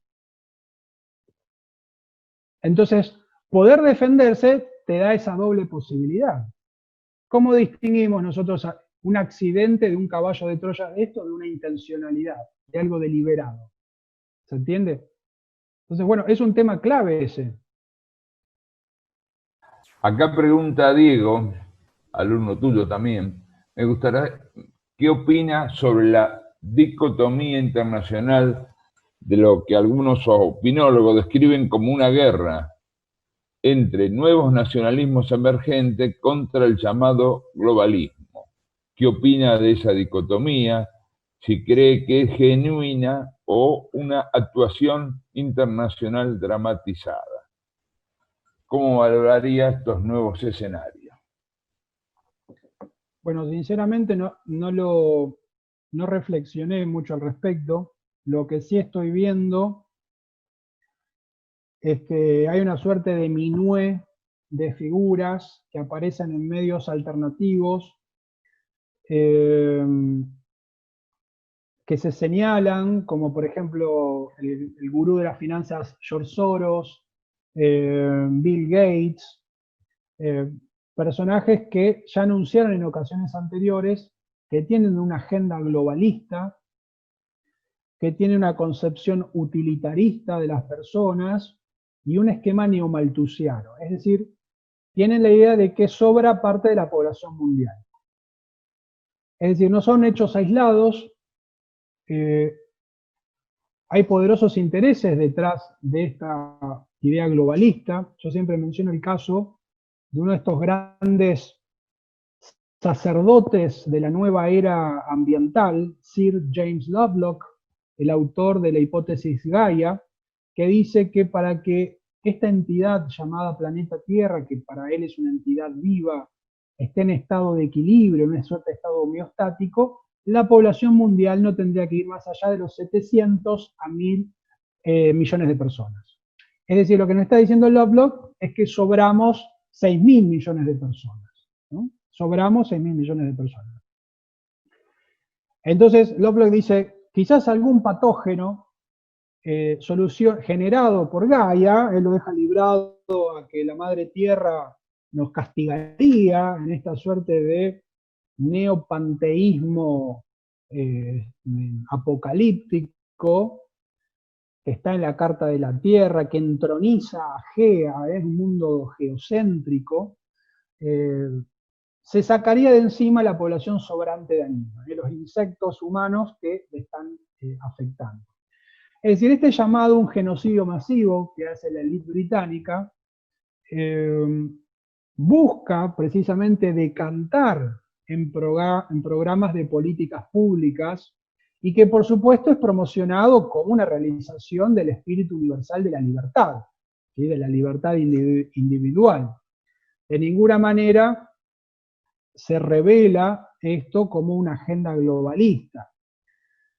Lo que vamos a estar frente nosotros, me parece, esto sí relacionado con lo anterior, es a esta dicotomía entre un Estado, algunos podrían llamar más autoritario, que tomó mayor control de las riendas de la seguridad frente a estas nuevas amenazas de carácter biológico, y frente a un Estado con una concepción, ¿sí?, con una sustancia de la idea de qué lugar ocupa en el mundo y cuáles son estos riesgos y estas amenazas. Es decir, no es lo mismo una burocracia administrativa sin espíritu a una idea de formar parte de una comunidad, ¿sí?, que tiene un destino en la historia. Son dos concepciones completamente diferentes.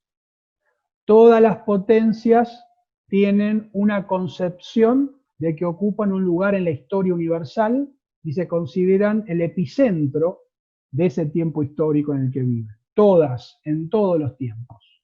Desde los incas, que llamaban Cusco, ombligo del mundo, a su capital, hasta hoy los chinos, los soviéticos, los norteamericanos, los británicos. Todos tienen un principio etnocéntrico en el cual creen que su concepción supremacista se debe anteponer hacia los demás. Todos. No es un problema de alguno en particular. Si nosotros fuésemos potencia, también creo que tendríamos esa concepción. Diríamos sí, asado y mate para todos, diríamos, a nivel mundial. Pero más allá de la chanza, digamos, eso es un tema. Es decir, tenemos nosotros líderes en todos los ámbitos, en todas las instituciones, en las organizaciones intermedias, en las instituciones fundantes de esta república, que encarnen ese principio trascendente, ¿sí?, que busquen en cierta forma sanar en cierta forma los males que tiene ese cuerpo, ¿sí?, o solamente hay que administrar la cosa, la res pública. Solamente se necesita una casta administrativa. ¿Es eso? Porque eso no tiene esencia, no tiene espíritu, no tiene norte.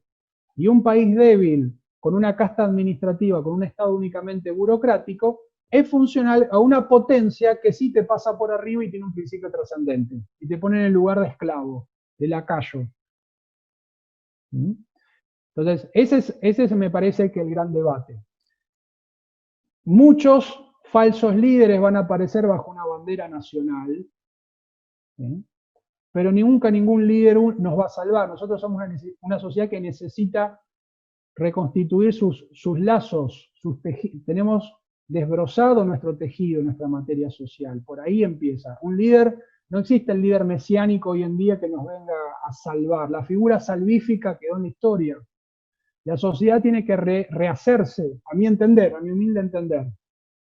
Por supuesto que puede haber un líder que marque un norte, un grupo de hombres que marque un norte, pero si en los barrios, en la calle, en las pequeñas ciudades, eso no es acompañado, no es, digamos, encaminado en un esfuerzo nacional común, lo que va a primar es la dispersión.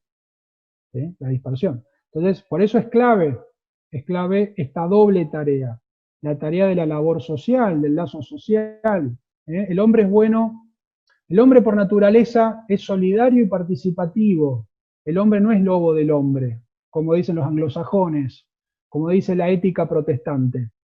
El hombre puede ser solidario por naturaleza. Entonces tenemos que aportar a esa herencia que tenemos grecolatina, si se quiere, y volver a creer también. Es un gran acto de fe también. ¿Sí? Es un gran acto de fe. Es decir, nosotros vamos a poder salir de esta situación. Pero ya ahí entraríamos en otro tipo de charlas, ¿no? Que me parece que escapa el temario. Gracias. Sí. Seguimos. Hay varias preguntas, ¿eh? Bueno. ¿Qué opinión te merece la cuestión de la integración regional frente a la situación internacional actual? ¿Una geopolítica de integración es posible más allá del tinte partidario de cada gobierno? Dice Alejandro. Bueno, eso se relaciona un poco con una de las preguntas anteriores.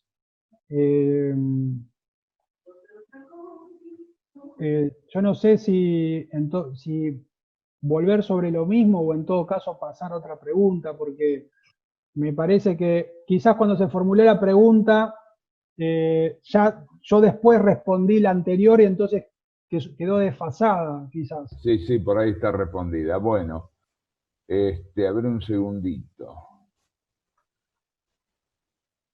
Acá hay una pregunta de Valeria Argañarás. Dice, la pregunta es, ¿la ciencia estaría preparada económicamente para afrontar los gastos que genera la vacuna contra este virus? No soy virólogo. No soy virólogo. Desconozco los insumos que se necesitan para una vacuna, desconozco los procesos y los protocolos que, como decían estos científicos que sí se dedican a hacer vacunas en centros de primer nivel, son años y años, es decir, ninguna vacuna se hace en menos de 3 años. Y lo normal, dicen, son 10 años para desarrollar una vacuna. ¿Sí? Entonces, eso es lo que estoy repitiendo de lo que dicen los que saben al respecto. Entonces, lo que sí entiendo que es clave, que va a ser clave en esta concepción biopolítica, es que la salud pública tiene que ser uno de los ejes centrales de cualquier gestión de gobierno. El cuidado de la vida en todas las instancias tiene que establecerse como un criterio unívoco en toda política pública de salud. No puede haber contradicciones entre los distintos niveles. ¿Sí? Es decir, si una gestión de gobierno hace propia este principio de cuidado de la vida, no puede buscar la vida. Entonces, dentro de esto y frente a este ciclo de las pandemias, está bien, vamos, está guapa. Frente a este ciclo de las pandemias, apaguemos un poquito los micrófonos, sí. La última parte no se escuchó. Que decía que en este siglo de las pandemias va a ser clave la cuestión de entender cómo es la conducta de estos patógenos. No sé precisamente si tampoco estos patógenos se contienen con vacunas. No soy un especialista en el tema. Hay médicos y especialistas que dicen que no serían necesarias vacunas, precisamente. Es decir, médicos no un conspiracionista, sino que frente, por ejemplo, a estas gripes estacionales y estas vacunaciones con cepas traídas de Europa para una cepa que es diferente de acá no tendría función. Entonces, esos son temas que para eso están los especialistas en esa temática. Lo que sí creo que más allá de las vacunas es clave cómo entendemos la biología que viene.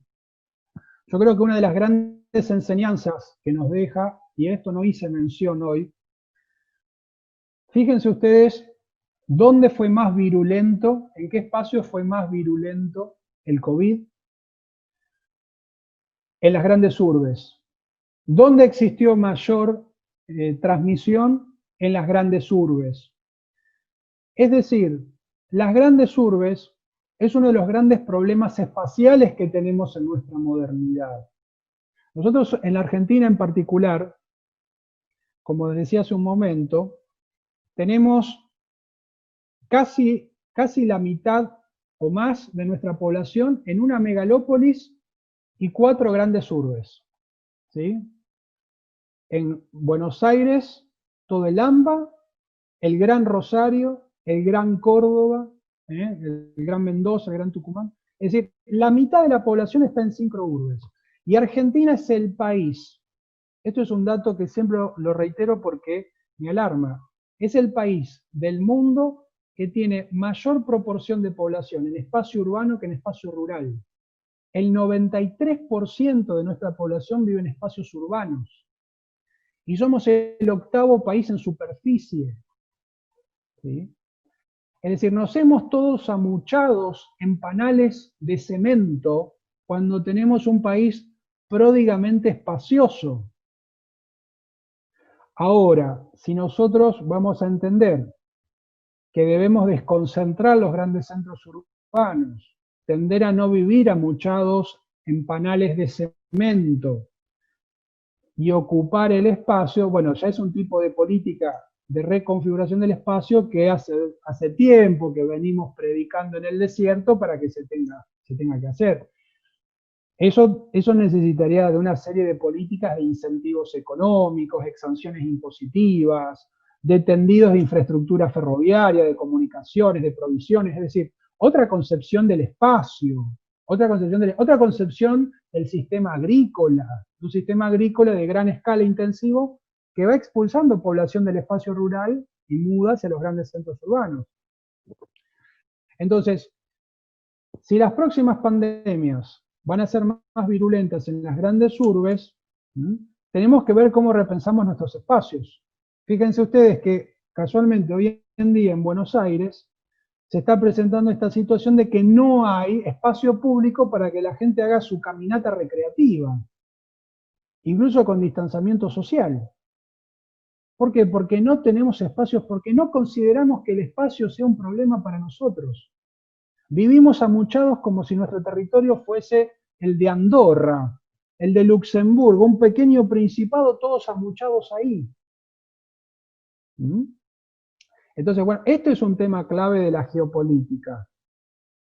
Para nosotros la Patagonia es una cosa lejana, es la Siberia, está más allá de los Urales. El Atlántico Sur es algo que está ya remotamente. Es decir, tenemos que volver a pensar en el espacio. El argentino tiene que volver en todas las instancias, desde la escuela, las universidades, a nivel político, pensar en su espacio. Espacio que no se ocupa, lo ocupan otros. En geopolítica esa es una ley universal. Entonces eso es clave. ¿Sí? Pero digo, en los principios de la epidemia, este amontonamiento, esta alta densidad de población ha sido funcional a la expansión del virus. Va a ser una oportunidad, si se confirma esto de que es el ciclo de las pandemias, de que vamos a ir de ciclo tras ciclo de pandemia, ¿no deberíamos pensar nuestros espacios urbanos? Sin dudas. Sin dudas. A no ser que querramos solucionar las próximas pandemias con alcohol en gel en la entrada de cada domicilio y de cada negocio. ¿Sí? No se puede pensar así. Sí, de acuerdo. Saltamos al tema internacional de vuelta. Teniendo en cuenta que China es la Inglaterra del siglo XX, ¿Cómo podríamos negociar? ¿Deberíamos olvidarnos de Occidente? Dice. ¿Deberíamos aprovechar la pelea de gigantes para buscar industrializarnos? Pregunta Emanuel. Emanuel, si tuviese esa respuesta, sería presidente. No creo que tenga la respuesta para todo. Es la pregunta del millón. Creo que lo que debe estar en la cabeza del presidente y todo su gabinete. ¿Qué hacemos ahora? Diste con la pregunta clave. Lo que yo entiendo es que Argentina está, como decía, una oportunidad que nos presenta esta pandemia, esta suerte de suspensión temporal, digamos, este freezing, si se quiere, de todo, nos permite volver a pensar, si es que esa es la voluntad política de los decisores, qué norte vamos a tomar. Porque reitero, la crisis económica era anterior a la pandemia. Lo que se está dando en esta situación es un agudizamiento de esa situación. Entonces, a mí me parece que ordenando las prioridades, primero deberíamos, en el plano doméstico, tener claro cuál es ese norte y después de ahí poder pensar en estos alineamientos. Y recordemos siempre, alineamiento, ahora que está de moda decir integración, ¿para qué? ¿Para qué? ¿Para vender limones, como quería hacer el gobierno anterior con Estados Unidos? Esa era su gran estrategia con Estados Unidos, venderle limones. ¿Cuál es nuestra estrategia con China? ¿Venderle cerdos? ¿Construir feedlots, hoteles de cerdos para exportar proteína a China? ¿Esa va a ser nuestra gran estrategia de política exterior? Nos quedamos cortos, porque el país da para mucho más, ¿sí?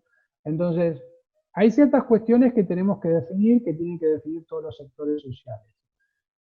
Reitero, si nuestra economía política va a seguir reprimarizada, si vamos a seguir con esta pandemia a las pymes, con esta extinción de pequeñas y medianas empresas, no va a quedar el edificio económico, va a quedar el edificio económico raquítico.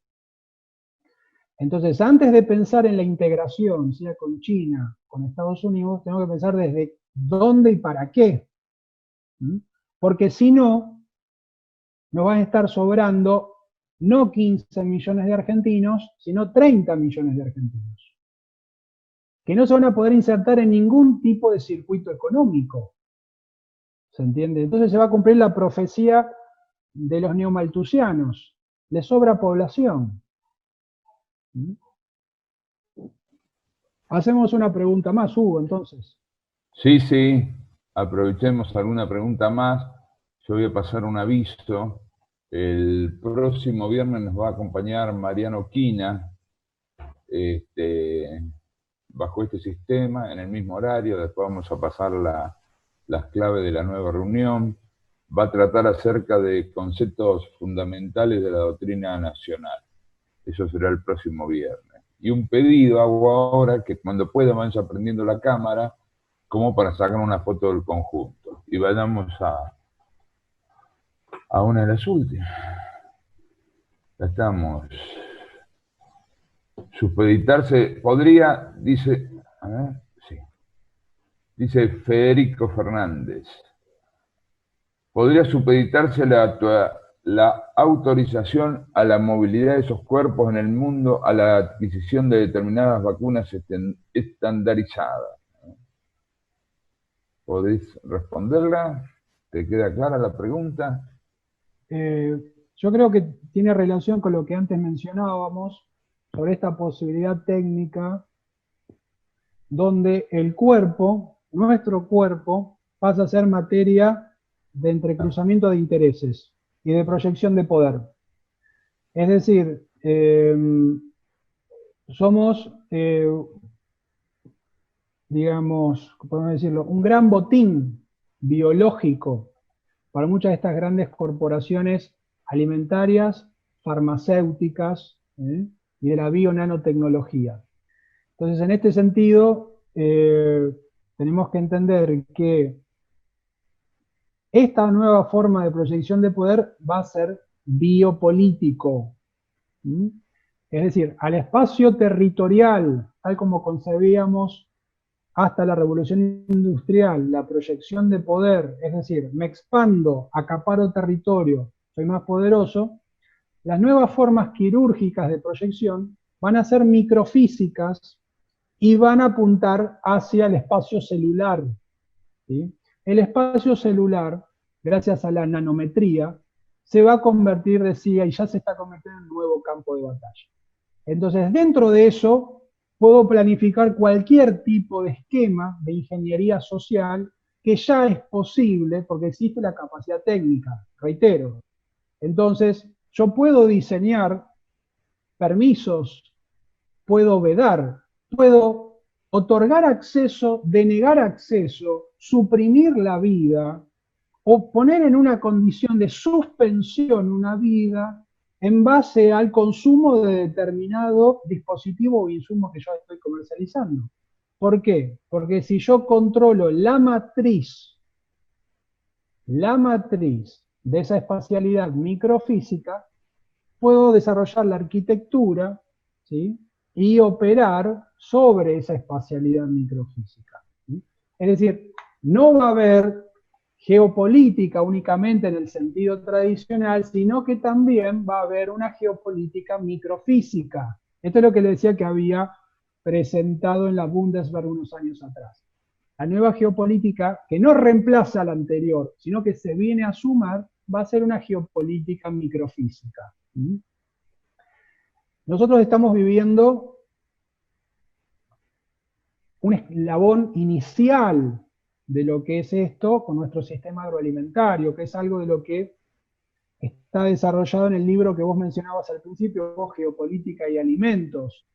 Es decir, el 99% de las semillas transgénicas que usamos en el suelo argentino son todas patentes de corporaciones extranjeras, de 3 o 4 megacorporaciones extranjeras. Es decir, cuando nuestro chacarero siembra, lo está haciendo accediendo, alquilando una patente de alguien que maneja esa matriz, que controla esa matriz, ¿sí? Entonces, esto que ahora ya pasó al reino animal y que en breve va a pasar a los humanos, es la instancia siguiente, la instancia superior, ¿sí?, de este camino. ¿Por qué? Porque esa proyección de poder ya llegó al espacio biológico, decía. Falta que llegue en mayor grado hacia el humano. Entonces, no son futuros de ciencia ficción, ¿se entiende? Puede sonar distópico, puede ser un mundo orwelliano, ¿sí?, pero precisamente estamos advertidos, seríamos muy necios si no tomamos cartas en el asunto, si no nos preparamos para esa eventualidad, ¿se entiende? Sí, y vos sabés que ya hace bastantes años, ahí está Rogelio García, que por ahí nos puede ilustrar mejor, nosotros ya veníamos planteando que en realidad la lucha más importante se da por el control del cerebro, del pensamiento de la población, ¿no? Y vos ahora añadís este nuevo elemento, ¿no?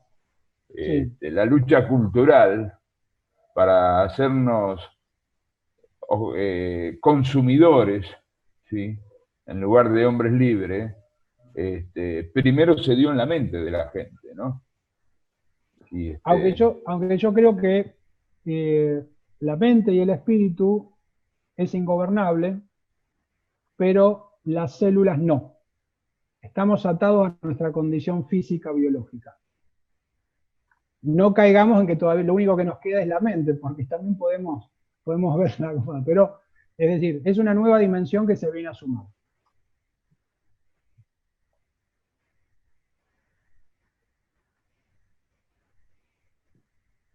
Atención, Hugo, que creo que tenés el micrófono silenciado. Sí, hay muchos agradecimientos, ¿sí? Han prendido la cámara Bueno. casi todos los compañeros, vamos a sacar una fotito. Hugo. Sí. fíjate en tu... Sí, sí. Hay un mensaje personal para vos. Bueno, sí, sí. De algo que me planteaste al principio de la reunión. Al inicio de la reunión. Diego, acá me dice el compañero que ya hizo el depósito para la adquisición de 5 libros más. Bueno, gracias, muchísimas gracias. Gracias, compañero, ahí me pasó el chivo. Gracias, gracias. Bueno, muchas gracias a todos. Les agradezco la asistencia y la participación, ha sido un gusto. Creo que son temas muy amplios, muy complejos, quedaría como para charlarlo en largo. Algunos son temas de seminario, sí que por lo menos tuvimos una síntesis de estas cuestiones. Bueno, muchas gracias, Juan José, muy amable.